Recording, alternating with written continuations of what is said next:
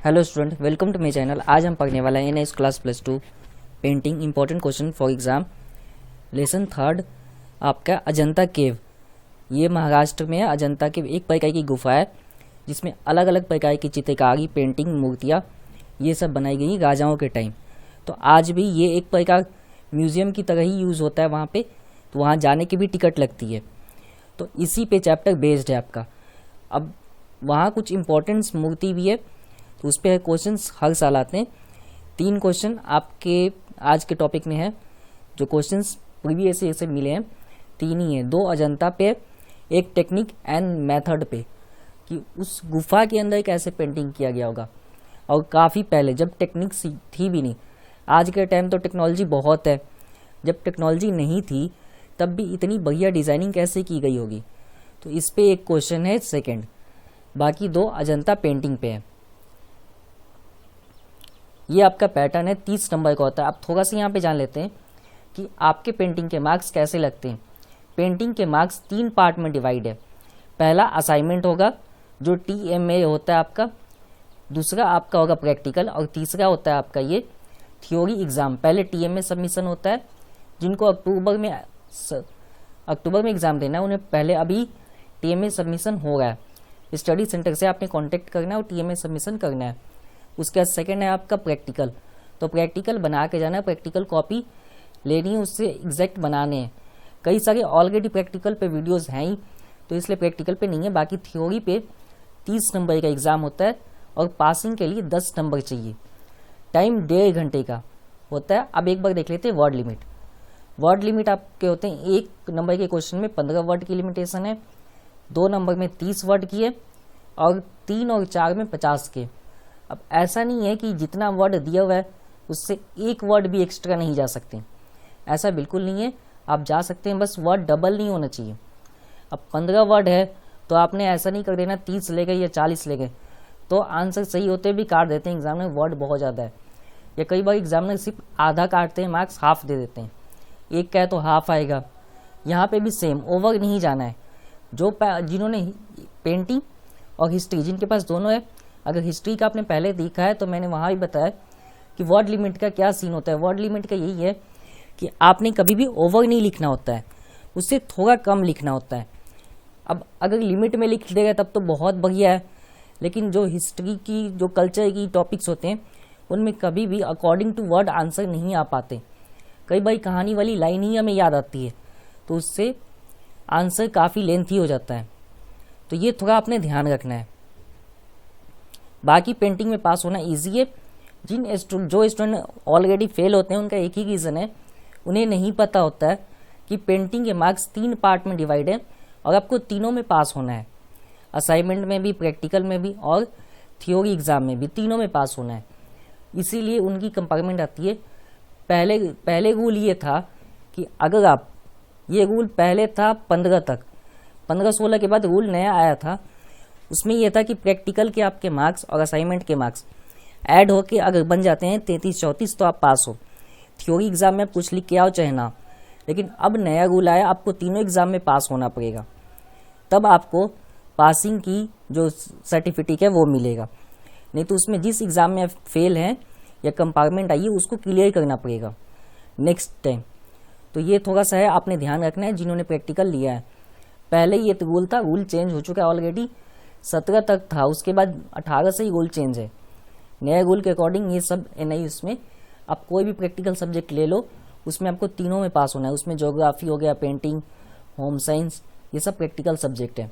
तो इन सब में आपको तीनों एग्जाम में पास होना पड़ेगा। अब क्वेश्चन देख लेते हैं। क्वेश्चन आज, अब नॉर्मली पैटर्न भी एक बार समझ लेते हैं। पैटर्न नॉर्मली मेरा सिंपल पैटर्न है कि स्टूडेंट को कम टाइम में पूरी सिलेबस की प्रिपरेशन हो सके, तो चैप्टर वाइज इंपॉर्टेंट क्वेश्चन कराता हूँ जो पहले एग्जामिनर ने दिए हुए किसी न किसी एग्ज़ाम में, 15 में, 16 में, 17 में, 18 तक पेपर ही रखा है, उसमें से सॉल्व करके फिर आपको कराता हूँ, ताकि आपके अच्छे मार्क्स आ सके। जिन्होंने हिस्ट्री फॉलोअप किया था अप्रैल में, उनके ऑलरेडी अच्छे रिजल्ट आए। पॉलिटिकल में सेम। अब नेक्स्ट टाइम सोशोलॉजी भी कंप्लीट हो जाएगा, तो उम्मीद है सोशोलॉजी में भी अच्छे रिजल्ट आएंगे। और पेंटिंग में तो आपके बहुत ही ईजी है, 30 में से 20 तो कोई भी ले सकता है। तो उम्मीद है आपकी जो फॉलो अप कर रहे हैं पेंटिंग में उनके अच्छे मार्क्स आएंगे। क्वेश्चन देख लेते हैं। Lesson third, Ajanta caves, describe the Ajanta painting.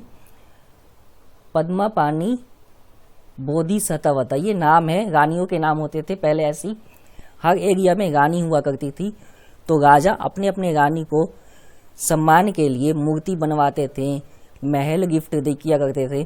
तो ये राजाओं की गिफ्ट थी, तो वहाँ पे भी कुछ ऐसा ही था, तो रानी की ही मूर्ति बनी हुई है।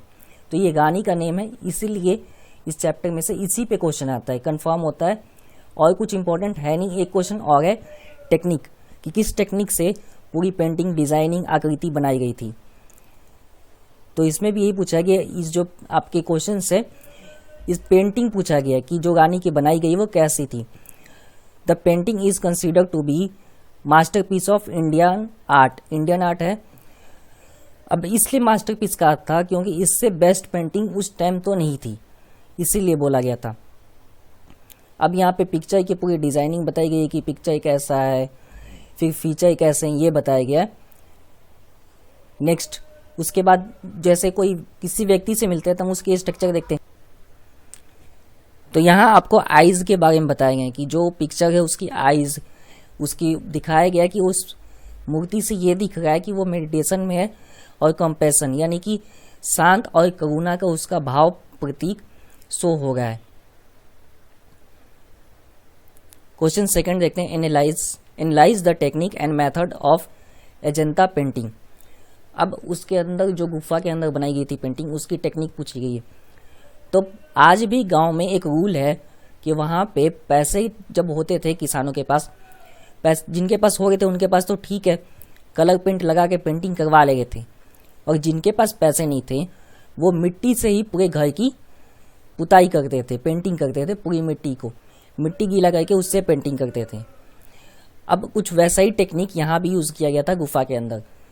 The technique method of Ajanta painting is tempera, a rough mud plastic contained cow during an animal was first pressed on the rock। a rough mud plaster यानी एक ऐसी मिट्टी के लिए घोल बनाया गया, बिल्कुल दो टाइप्स की मिट्टी की घोल होती है, एक चिकनी और एक स्मूथ नहीं होता, रफ टाइप की होती है, दगदगापन। अब उसी से पूरी पेंटिंग की गई और एनिमल्स की डिजाइनिंग बनाई गई उस पर।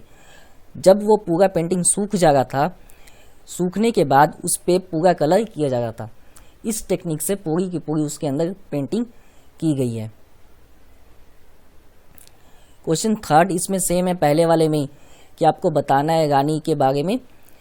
अब एक चीज आपने ध्यान रखना है, ये जो नेम आपने देखना है रानी का, आंसर क्वेश्चन चेंज होते रहेंगे।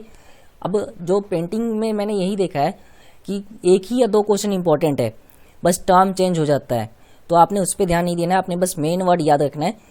अगर ये आपको दिखता है तो आंसर यही लिख के आना है। दो में से एक या डेढ़ मिल जाएगा। राइटिंग सही रहा, कोई मिस्टेक नहीं हो, कटिंग ना हो, तो डेढ़ कन्फर्म है। एग्जाम में सही हुआ तो शायद दो भी मिल जाए। यहाँ पे यही बोला गया, ये तो मैं ऑलरेडी आपको बता चुका हूँ कि पेंटिंग की बताई गई पेंटिंग इंडियन में मास्टरपीस है।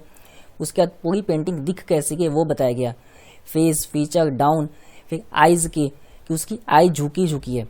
अब नॉर्मली हम देखते हैं कि जो भी पेंटिंग होती है, हर पेंटिंग अपने आप में ही एक मैसेज देती है।